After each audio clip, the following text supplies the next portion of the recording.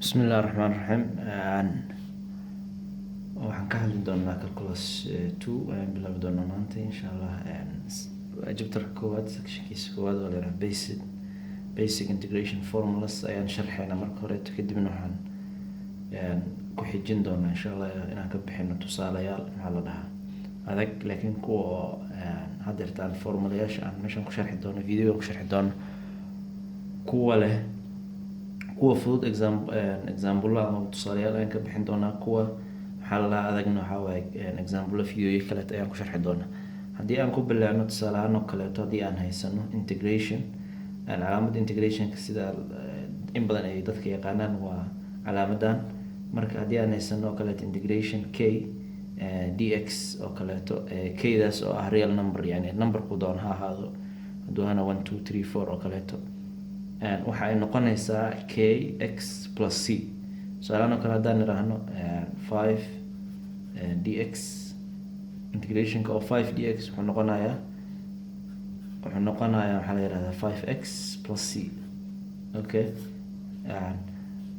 kan ku xigo amaba qaanuunka ku xigo haddii aan haysan integration oo ah maxaa la yidhahdaa x to the power b dx oo kaleeto, wuxuu noqonayaa qaanuunkan ayuu noqonayaa x b da waxay noqon kartaa number laakiin waa inaysan ahaanin -1.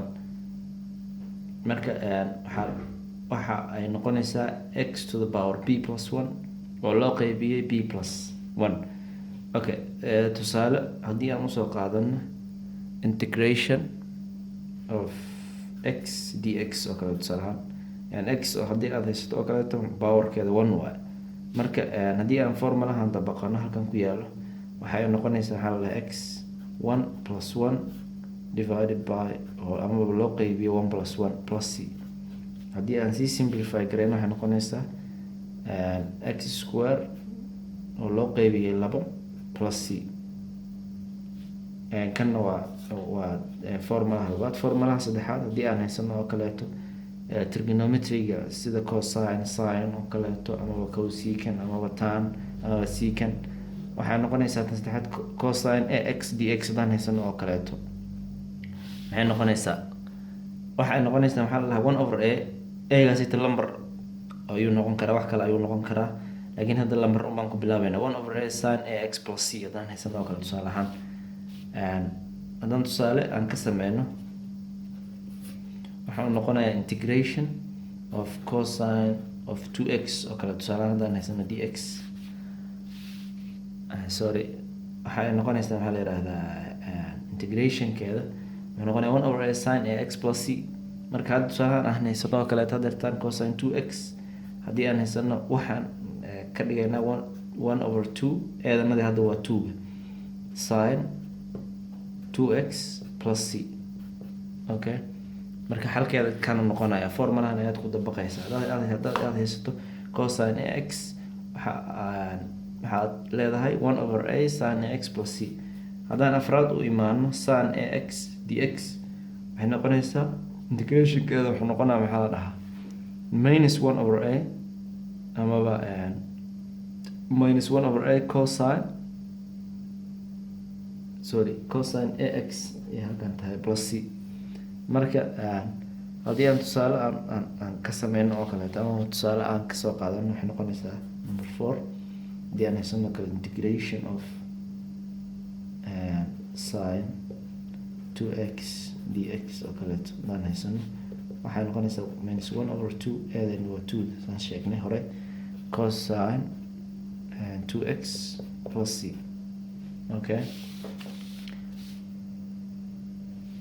sidoo kaleeto haddii aan haysano secant square ax, waxay noqonaysaa 1 over a tan ax plus c. haddii aan haysano cosecant square, sidoo kaleeto waxay noqonaysaa -1 over a cotan ax plus c. haddii aan haysano number 7 secant ax oo lagu dhuftay tan ax, waxa ay noqonaysaa 1 over a secant ax plus c. haddii aad haysato cosecant lagu dhuftay cotan, waxay noqonaysaa -1 over a cosecant ax plus c. midda sagaalaad haddii aan haysano e to the power ax, e waa exponential. marka e oo kaleeto haddaad haysato to the power ax integration wuxuu noqonayaa 1 over a e to the power ax plus c. Okay, tan oo kale hadda dad tusaale u sameyno waxay noqonaysaa maxaa la dhahaa number 10 oo kale hadeertaan then is an integration e to power 2x, let's say 3x or 3x and then dx aan haysano oo kale wuxuu noqonayaa 1 over 3 e to power 3x plus c.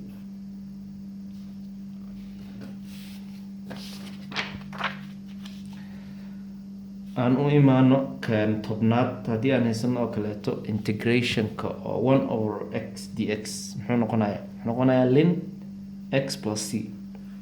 Okay, ln x plus c ayuu noqonayaa.